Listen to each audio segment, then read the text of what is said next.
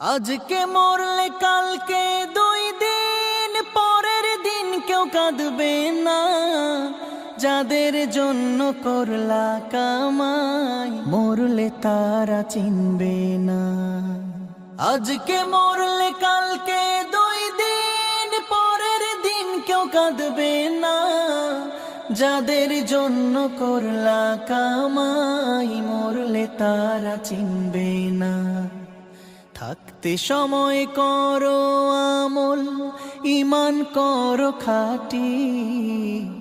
থাকতে সময় করো আমল, ঈমান করো খাঁটি।